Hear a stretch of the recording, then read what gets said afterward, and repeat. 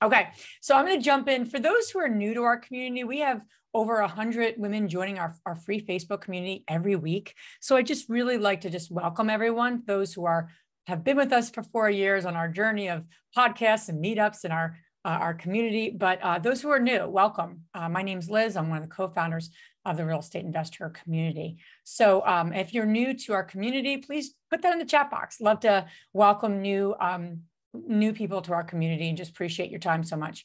I'm going to share a little bit about our mission, share a little about how we serve, and then we're going to jump into this great topic, which I think is so critical, and appreciate you being here, Elise. So our mission is to empower women to live a financially free and balanced life on their own terms. That is what we stand for. That is what we hold very dear to our heart. And we are super passionate about making sure we do that however we can and in so many different ways. And what we provide is an intimate global platform where women really create deeper relationships, connections while creating generational wealth. And they do that. We have women doing that through lots of different avenues, from courses to live events to membership and through investment opportunities. So a little bit about us for those who are new. We are part of the Bigger Pockets network in terms of their podcasting. So they have a number of podcasts they publish. Ours is one of them. And we just hit around 55,000 monthly downloads, which is awesome. And we're in about 42 countries. So we release episodes twice a week for those who aren't following us on our podcast. Tuesday is always a mini-sode, 10 minutes or less. And then Friday is a full-length interview with a rock star women. Meetups, we have 60 plus locations around the country, as well as United States, I should say, and a few of them are also in Canada. So check out your local meetup. These are local groups to support you along your journey. Strive members, we have Strive membership is really dedicated to serving women that are experienced in real estate investing, 5 to 10 deals. And we have our open doors. We're going to be welcoming new members. So if that's of any interest of yours, we'll be opening the doors December 9th through 16th. You can learn more about how to apply on our website. Facebook group, we have, like I said, 100 women coming each week to really best serve you and to see what you need and want. We have constantly different topics, different events to serve you in the best way we can. And we also have an EXP team.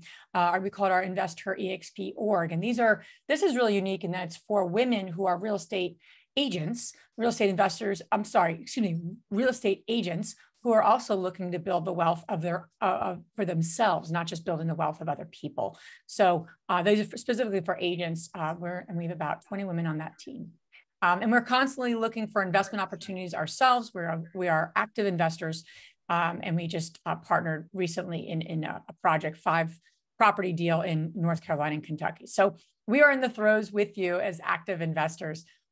Quick announcement about an event we have coming up too for those who are in Scottsdale, Arizona, who are close to Scottsdale.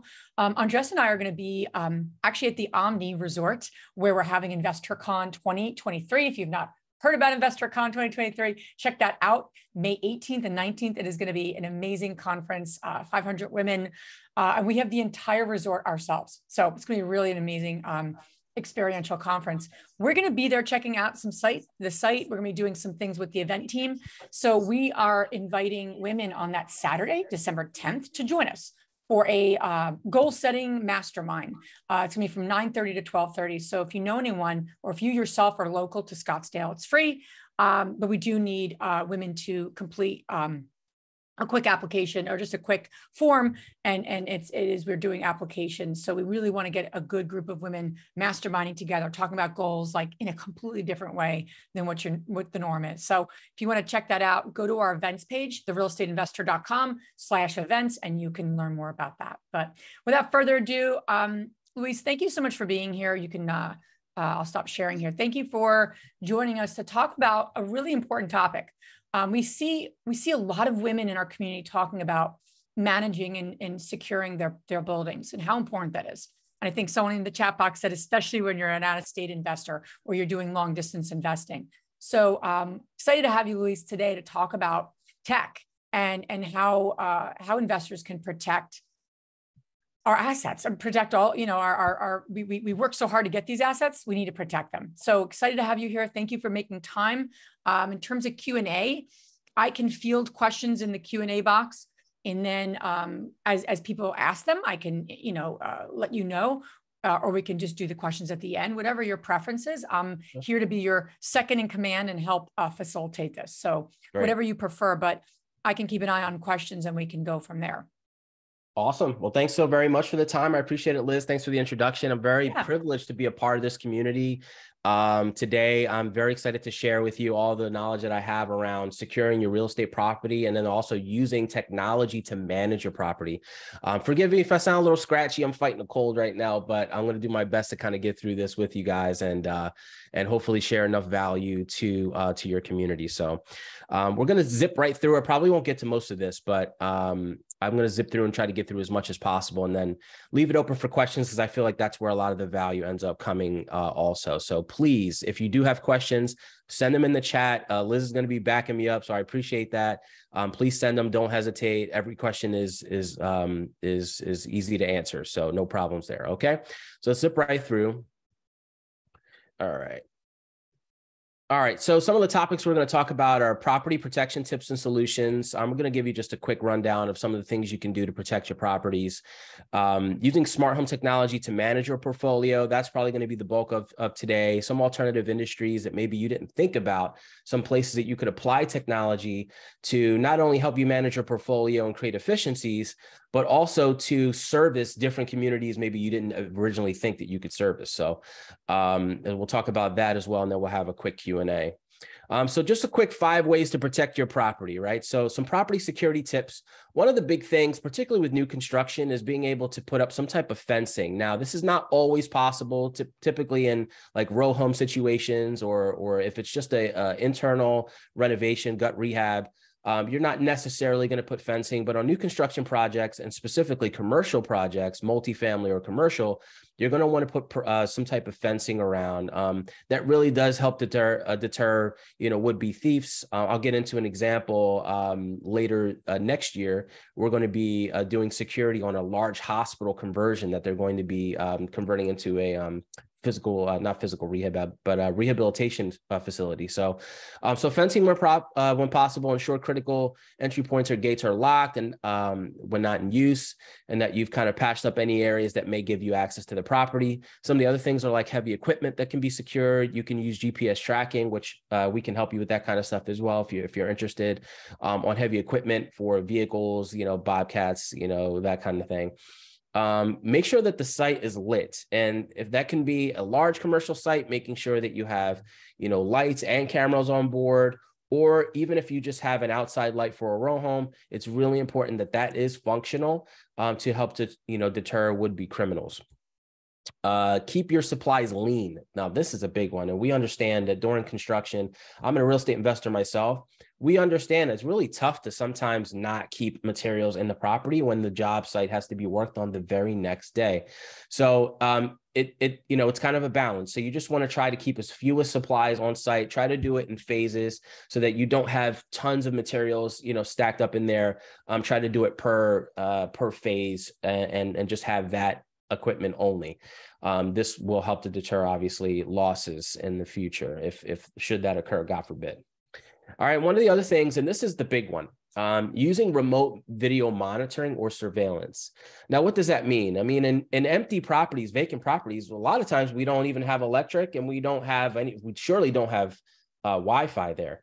So what we have at SUPERHOME is we have specialty cameras that we can use to mount on the front and back or on a pole, depending on your construction site, to actually give you live 24/7 video surveillance of your project. You can tap in via a mobile app. These cameras are self-powered and they contain their own internet. So we manage that service for you and allow you to tap into your construction project at any time. Now, this can be in 2 different ways, and we'll kind of talk about that a little bit further. I'll show you some examples. But you have 2 different ways to kind of monitor this. You either have cameras you can actually tap in and view and kind of, record clips and see what's going on at the construction site. And then we have another solution that almost functions like an outdoor alarm. So typically we have an alarm for your house. If somebody breaks into your house, the alarm goes off and it makes a lot of noise. Well, we can actually provide a solution similar to that, but on the exterior and the outside of a building that runs Usually it's running 12 hours a day, usually off on the off hours. And then on the weekends, we can even do like 24/7. So yeah, cool solutions there. And so that is possible to you. If you don't have power, you don't have Wi-Fi, but you want to have video surveillance, you want to see what's going on at your construction site, there are solutions available for you. This is kind of what it looks like from a video monitoring. So we have the small projects where we can put our cameras there to monitor. And again, we can have multiple cameras on the site. By the way, we actually tend to rent these cameras out as well. So it's great for short projects, 3, 6 months, 12 months. And you can rent the cameras out per project. And then we have larger scale, which is kind of what I was talking about, that alarm on the outside. That's what you see on the right here, which is a giant solar panel with cameras mounted, battery backup. We have cellular connectivity. It's a very, very complex situation. We're going to be using that on old hospital grounds. We're probably going to have 5 or so around the entire site to give the investor eyes, and it also is a deterrent because these have strobes, they have sirens, they have the cameras. So it's a really all-encompassing, security solution for places where you wouldn't normally have power. So any question thus far? I guess I'd give it a quick break. If anybody has questions on anything there, Liz. I don't see any. Oh, yes, I do. Let me ask you this. And folks, if we can get questions in the Q&A box, it'll be easier for me to read and kind of manage. In the chat, right? Yeah, in the chat. I'm like looking in the chat, looking in the Q&A. But Rebecca, thank you for being here. She's asking about how do people deal with letting contractors into the property with a lockbox? Assuming you don't want to be there for all the work, do you require copies of their license or other ways to minimize the risk? She's a new investor and trying to figure out the best way to work through rehab with contractors. Yeah, that's a great one. I'm going to touch on it very quickly, but I'll talk about it a little bit more on the smart home side. But essentially, we have solutions that as long as you have power at the property, we can use a hub to communicate with a lock that's on the door, and then you can issue out codes for all of your contractors. So that could be the electrician, the GC, the drywall crew. Like you can actually issue out codes, and you don't have to have Wi-Fi at the property to do that. So very cool, like new innovative way that people are using technology to give delivered access to the property. But separate from that, yeah, I mean, you definitely want to keep tabs on the lockbox. What I've noticed is that sometimes those lockbox codes get kind of distributed out to certain people that maybe shouldn't have them. So I would make recommendations. One of my investors told me that periodically he will change the lockbox code. I'm getting that tongue twisted. He will change that code periodically and not say anything. And that's kind of a way to kind of keep tabs on who is coming and going. And if somebody's supposed to be there at a certain time, well, you know that they didn't go that day because otherwise they wouldn't have had access if the code was changed. Now, that can be cumbersome, especially on an out-of-state investor. You don't have time to be sending people there, and you don't have time to be going back and forth to the property, driving back and forth, changing lockbox codes every day or every week. So we can use a smart lock solution, so you can literally just do it from your phone. You change the code whenever you want, distribute new codes, revoke the codes, and that gives you a lot of flexibility. In terms of managing it, whether you get their license and that kind of thing, that's going to be up to you and how you build your relationship with your contractors. But hopefully you trust them enough that, to be doing the work there in the first place. So, but I know how that can be, believe me. So no, that's great. And Jeannie is asking a question around the outdoor alarms. Do the outdoor alarms require the solar panel, and can they be used permanently? Yes. So these are temporary solutions. We do have permanent solutions for sites that have permanent surveillance already installed. So if you have security cameras, we do a lot of security camera installations as well. So let's say the building has, 20 cameras on the outside. You can essentially install like an outdoor alarm that ties into your surveillance system and gives you that intelligence. On this picture here, these are temporary, and yes, they can be used without solar. It actually brings down the cost significantly, but they do need power. So you would need some type of power for that machine if you're not going to have a solar panel. So cool. Yeah. All right. Awesome. So we'll let you continue on, and I'll jump in with more questions. Cool. Thank you. Yep. All right. So I want to talk about the smart home a little bit, and I just want to run this little video to kind of show you what a smart home looks like. So we talked about security, and we're going to talk a little smart home.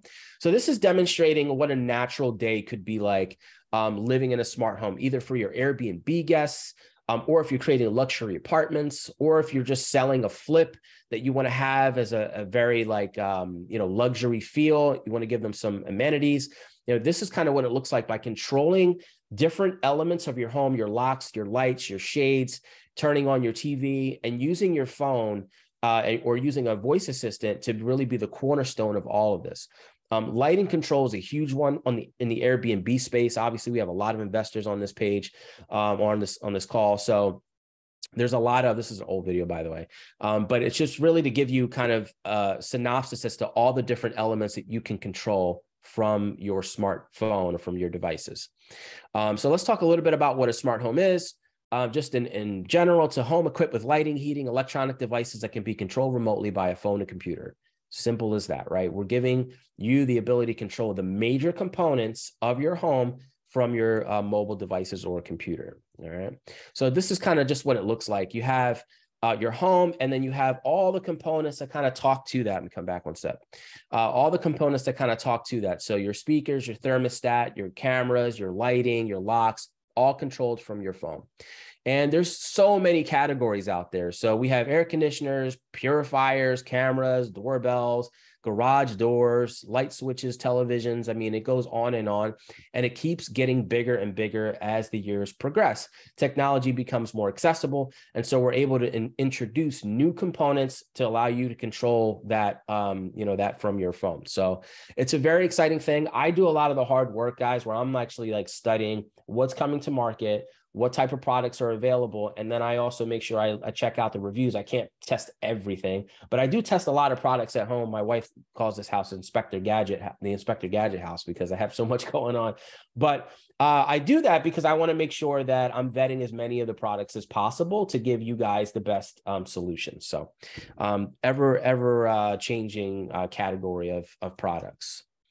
All right. So why do you need it? So I want to kind of make sure you're aware that the biggest builders in the country are already doing this. Some of the biggest builders in the country are already incorporating technology into their flips. So basically the homeowners are buying the house with the technology already installed. And that's such a huge convenience, and it's a value add. I actually spoke with an appraiser recently who told me that they're starting to factor in the smart home technology into the value of the property. So not only is it kind of a place where you're going to, make an investment, but that there's some ROI tied to that. And it's not just a nice to have, right? So builders across the country are offering smart home options as part of their packages, sometimes even customized for the homeowners to increase the value of their homes. And then in some markets, even the absence of smart home technology can make a listing harder to sell. Let's be honest, we're in a competitive environment. So we're always trying to compare our property versus one that's similar finishes. What type of amenities does it have? Well, if you're adding technology into yours, it's one step ahead of the other neighboring listing. And a lot of the people who are buying homes today are like the millennials, they're first-time home buyers, and they expect to use their phone for everything. All right. So by giving them a home when they first move in, they can control their entire home from their phone. It's a huge selling point for them, and something that we love to do and we love to design. So, all right, let's move. So Brookfield Residential, Lennar, KB, these are some of the big names out there. Even one like DR Horton is another one that is also adding in technology. So something to very, to keep in mind and to make sure that you factor into your next project. All right. So what can a smart home do? Some of the smart home features: you want to remotely control your lights, your thermostat, your locks. You can schedule scenes, which are basically like a group of tasks. So one scene can control multiple things, but just with one push of a button. So if I wanted to turn off my lights at night, raise my thermostat up a little bit to a little slightly warmer temperature or lower it, lock all of my doors and arm my alarm system all with one button. That's what a scene is. And that's what's possible, obviously, with a smart home. You can also set geofences, which means a geofence is essentially a geographical, like invisible line around your property that when you pull up or when you exit, it will trigger a series of events. So when I leave my home, I want you to drop the thermostat down and lock my doors, right? That's an easy example. And of course, you'll always have instant notifications about what's happening in your home. Specifically, if you're an out-of-state investor, and let's say you have an Airbnb, and let's say the guest accidentally stops up the toilet or stops up like the sink, and there's a flood, we can use specific sensors like water sensors to give you instant notifications that there's been a flood or a leak in that particular area. That email will go directly to you, or it could go directly to your maintenance person, which is even better, right? We talk about hands off. So you can have that email automatically sent, hey, there's been a leak detected, and at which point that can trigger the maintenance person to go take a look and see if there's something more serious at hand. This is also helpful around water heaters as well. As we know, sometimes, especially if they're old, they tend to go and you won't know until it's too late. So something to think about. All right. Just some data around for you. So consumer spending is going up and up and up, and they anticipate, by next year, $157 billion in consumer spending on the smart home arena. And so it's, as you can see, the exponential here, this growth on spending and awareness is something that, I wanted to make sure I shared with you guys, because it's not going away. It's only going to continue. And if you don't incorporate it, you're going to be a little left behind. So, all right. Some of the alternative use cases that I mentioned. So, I have a cousin who has essentially no real limbs, either legs or hands, or arms. So they have a lot of struggle with, the day-to-day operations. And so we don't even realize how powerful smart home technology can be for those who maybe have some physical challenges. And so by using voice, for example, to control the lights, by using voice to unlock a door, by using voice to turn off the lights, now you're empowering a whole nother segmentation of your home buyers or your tenants, and giving them the freedom and the power to be able to control their home and not feel as much of the limitations as they might feel in a standard home that doesn't have the technology. So I want to share with you that kind of additional use case. It's something that I think is growing right now. And because technology and smart home technology has come down in price so much, it's even more accessible than ever. So definitely a really great thing, and I encourage you guys to incorporate this into your projects. So, all right. So just some more facts on it. 46% of consumers. Hey, Louis. Yes. Louis, do you mind if I ask another question in Q&A? Sure. Okay. Hey, Rebecca. She's saying, do you also recommend smart home access for rentals? I think if I was a tenant, I would be concerned my owner may be trying to keep tabs on me with cameras or locks. So what are your thoughts on that? Yeah, so I do install them in rental properties, particularly multifamily is where we see it the most. And it kind of depends. I mean, yeah, maybe some people might be leery about it. But we found that the overwhelming amount of tenants actually welcome the technology, being able to, control their locks from their phone. And particularly if they're busy and they have to run out and they, forget to lock the door, they know that they can go back and do that. You have, especially in some of the more luxury markets, you have, cleaners that need to come in and out, dog walkers that, will often visit the property off hours or when the tenant's at work. And so this kind of gives them a little bit more flexibility in their life as well. You can install technology like buzzer intercom systems that don't necessarily connect to the internet. We do that work as well. And so it really just comes down to preference. But I found that it's been more welcome than it has been, fought against.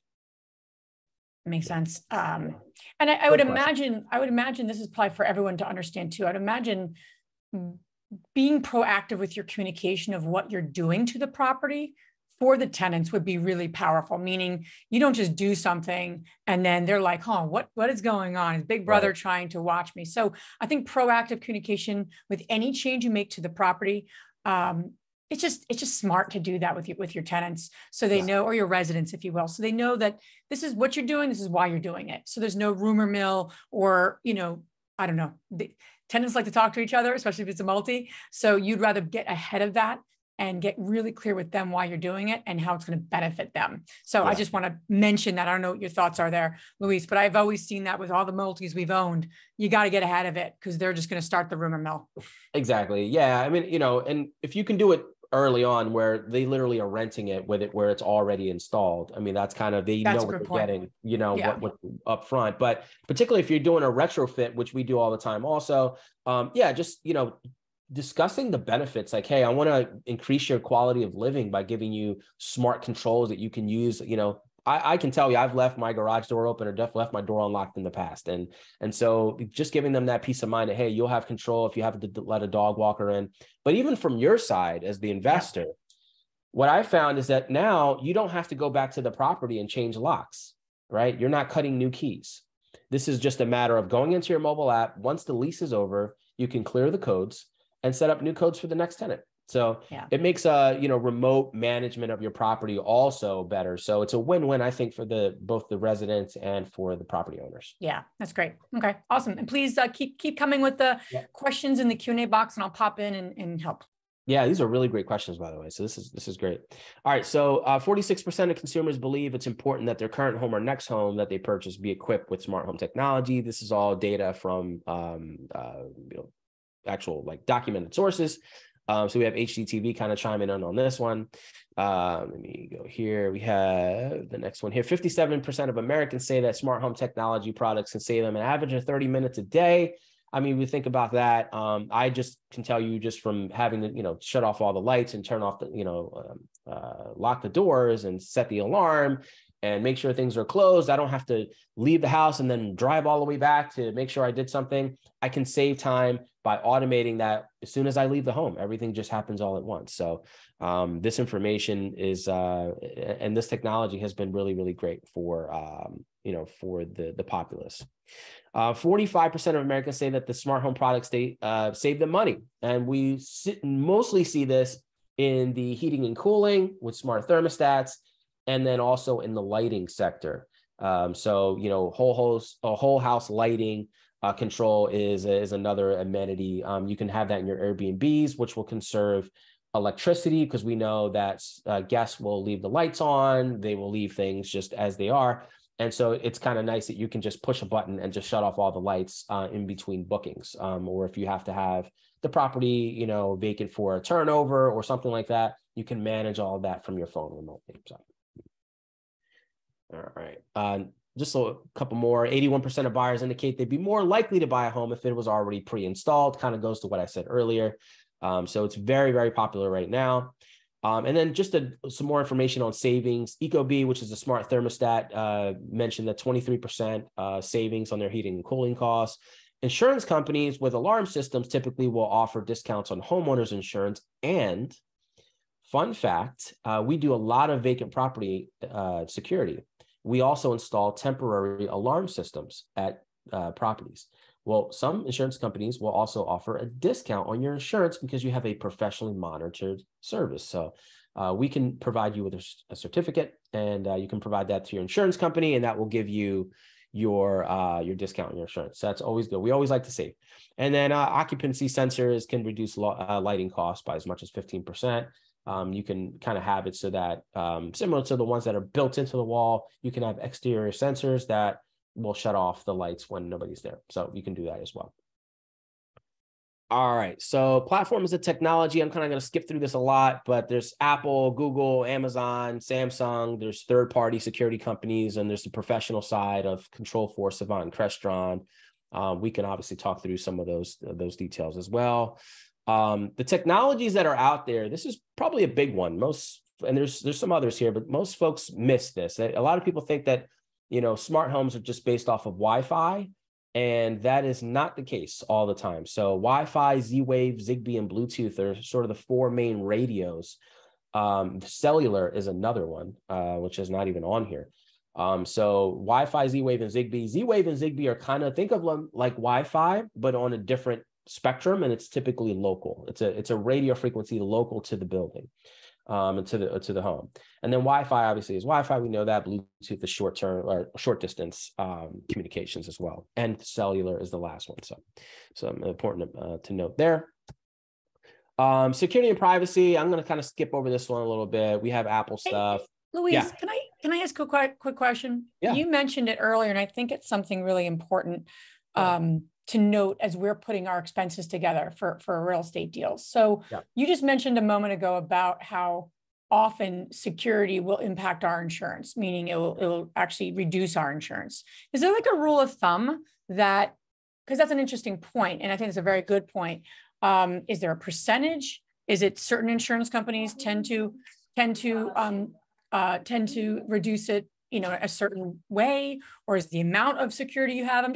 If you could talk about that a little bit, because I think that's an important part for everyone to hear, especially when we're putting our income and expenses together. And a lot of people don't even realize, well, this is going to cost me more, but to your point, it might reduce the insurance. And what does that look like? So if you don't mind sharing that briefly with the group, that would be really helpful. Oh, absolutely. And I've done this research for you already. So thankfully I can provide you with some guidance on this. So I spoke with about 15 different real estate agents in a day, trying to get all this legitimate data.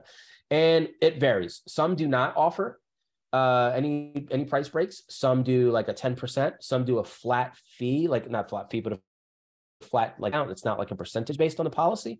But typically you can expect to spend or to save like around $100 to $150 on average off of your insurance policy. But again, it's carrier dependent. Okay, great. Thank you. Yeah, absolutely. All right. So just moving on here. So we're going to skip through again the security and privacy, different types of encryption depending on what platforms you use. Let's see here, how we can help.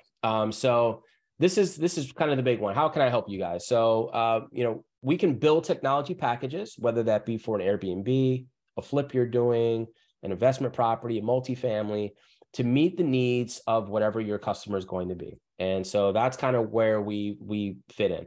We'll design custom networks especially for Airbnb, because almost every Airbnb is going to have some type of Wi-Fi they provide to their customers or to their residents or guests. So we want to make sure, number one, that's secure. We want to make sure it's easy.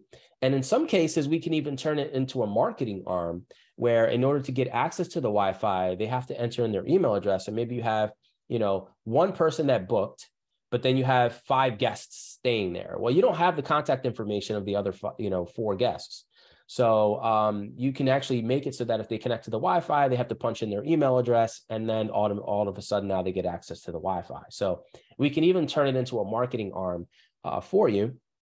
And then we do, installation support and all of that to make sure that you guys are comfortable with the technology that you have. So that's pretty much it in a nutshell. Let me see. I'm going to skip through some things here. I have a special for you guys. It's 1 month of free service for anything that we have that's a monthly fee. So, it's a special rate for the InvestHER community. And, this is my contact information. It's my website as well. And I wanted to offer that out to you because I see the great work that you guys are doing, and I would love to be a part of it. And so if this is any help to you guys, if you want to install or put in smart home technology into any of your projects, then I'm offering that out to you guys as a gift. So we're around the holiday season, so that's my gift to you. If you haven't, I guess we can open her for Q&A. I know we were up on 12:45, so about 10 minutes, I guess, for Q&A. And any questions you have on technology at all, I will be able to help you. Yeah, I think that'd be great. In terms of Q&A, throw any questions you have, everyone, in your let me get to a couple of questions. Let me just see what Kelly's saying. Okay, we have a few questions. One question. Kelly, thanks for being here. What would you say to those who are paranoid more about the possibility of being hacked and personal information being stolen? More so listening to conversations, watching, et cetera. Okay, so I assume this is only for US residents. So 2 different questions. So first one, people being a little more nervous about their personal information being stolen. I don't know if that gets covered in some of your services or products, but let's start with that, and then we'll go to the one about the this being for US residents only. Yeah, absolutely. So it's a big concern. And anytime we talk about devices that are connected to the internet, it's definitely a cause for concern. What I'll tell you is that we work very hard to make sure that the products that we select have a level of encryption tied to that. And encryption is just a fancy word for security, right? So it's a way that the device communicates back to wherever the information is being stored, if it's stored in the cloud, for example. So we make sure that the products that we pick and the platforms that we use have a lot of security tied to it as well. In addition to that, your Wi-Fi networks, we want to make sure that those are secure, that they have adequate passwords on them, that they have adequate security tied to them as well. And it's something that a lot of people are not, experienced in. And so that's kind of where we can come in and do some consultations, which we do that as well. Let's say, you might be overseas and you just want some, advice. We can do a consultation to kind of steer you in the right direction, so that you are picking products and you are building out solutions that maintain the safety of your property, your information, and also the information of your guests or your residents. So yeah. We can help to do that. There are many considerations, particularly around the Wi-Fi side. So, happy to help with that. Makes sense. And then how about this being only for U.S. residents? Is that the case or no? Yeah, right now I'm based in the U.S. I can on a consultation for overseas. We could definitely work something out on that if you just wanted some advice on what to do. For sure. I mean, I want everyone in the InvestHER community to feel like they're going to get some value over what I can bring to the table. So even if in the US, I'd be happy to help you in some way, shape, or form. Awesome. And Brooke, you're asking about, can we get a price range or estimated cost? I think you showed that, but if you don't mind going back to that, someone's asking about that. Yeah, so it's really going to vary. And the reason why I don't have pricing and things up here is because it's case by case. So I could give you a price for one thing, and then, depending on where you're buying it, it may be more expensive. Do you have a specific question on what the cost of certain items are? I can give you ballpark ranges of, certain products. But it really depends. It depends on what you're looking for. And we do everything kind of custom to fit, because sometimes if I were to give you too much, then you're going to overpay for stuff you might not use. So we do things custom to fit. So if you have questions about specific products, like smart locks or cameras or things like that, I can definitely give you ranges. Yeah, thanks, Brooke. You said, let's say to equip a standard home with smart technology. So standard home. A standard size home, with smart locks and cameras, just smart locks alone are probably around $300 US, $300 to $350 US. So, Wi-Fi, you're probably looking around another $300 to $500 in materials, depending again what you get. And that's going to vary a lot. Labor and installation, again, for maybe a 1,500 square foot home, you're probably looking at, maybe around the 2K range to kind of set everything up, US. But it really depends on what you're doing. And again, we custom to fit. So I don't like to give out hard prices because it just changes so often, but makes sense. Yeah. Awesome. Any other questions, please pop them in. I'll just ask this one last question too. What are the biggest mistakes that investors make when they're actually looking to get these types of technologies? Obviously, we don't want to overspend for something. That would be probably one of the things that I would think of, but we want to properly protect our assets. So is there just one, quick tip you can give everyone too, in terms of when they're assessing any type of tech for their homes and their properties? What's the biggest mistake that investors make, and how can we avoid it? I'm going on my podcast mode. Sure. But, I figured that might be a nice way to end our time together. Yeah, that is such a great question. And there are a couple things. One of the main things that I find is that the earlier that we plan for this, the better. And I can't tell you how many times I've been called in after drywall is completely done, everything's been spackled and sanded, and then they want to run, Wi-Fi wiring throughout the property. Sure. It's obviously way more expensive to do it that way, and it's just a lot more work. So just thinking ahead, that's the biggest mistake, is not thinking ahead. The fact that you now know about this technology and what exists and how it can benefit you allows you to pre-plan. And so we love to partner with investors to pre-plan their projects so that you're installing everything from the beginning to help save you money, and so it's done the right way. The second biggest thing is not picking technology that communicates with each other. That's a lot of times, yeah, you'll buy a smart lock that doesn't talk to the camera system, or you're buying the camera system that doesn't, communicate with the thermostat. And so what we want is a holistic ecosystem that allows you as the investor to have kind of push button access to the entire home. And so we do that pre-planning. Sometimes we'll pick a specific platform where you can integrate lots of pieces of technology into one place, as opposed to having 5 different apps on your phone to control 5 different pieces of technology. It's not efficient. It's actually going to cost you more time to do it that way than as opposed to just doing things, with that planning in mind. So great. Yeah, so that's another one. Great suggestion. And then the last question here, someone's asking about, do you hire someone local, or do you and your company actually fly to install directly? How does that process work?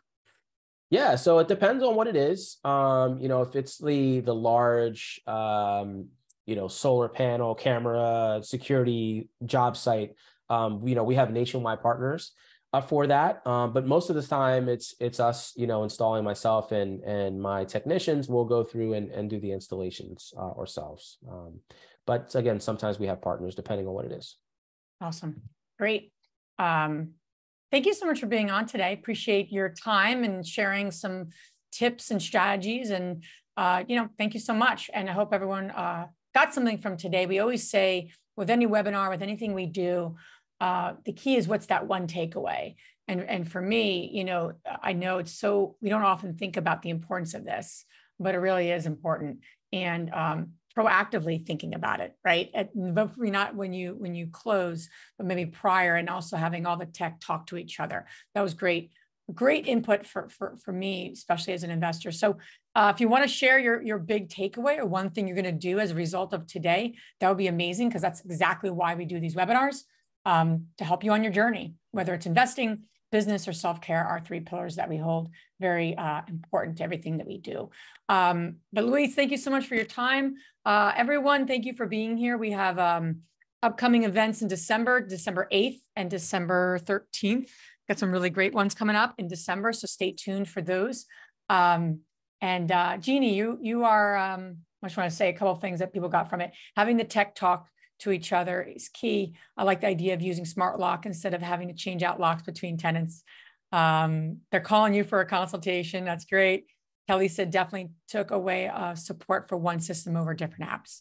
So yeah, good stuff. Awesome. Luis, thank you for being a resource to us, and thanks for all your help. Thank you so much, guys. It's been an absolute honor and a privilege. Again, anybody has any questions, you can hit me up on my website, yoursuperhome.com. It's the easiest way to get in contact with me. You can also shoot me a text, but through the website, send me your information. I would love to help you guys. And thank you so much for the opportunity. Absolutely. And with anything, this is going to happen. This is recorded, so we'll get this out to everyone that registered. Over a couple hundred registered, so everyone will get that info and go from there. Thanks, everybody. Have a great day. Have a great week of Thanksgiving. Grateful for everyone. Luis, thanks again for being here. Thank you. Bye, everybody.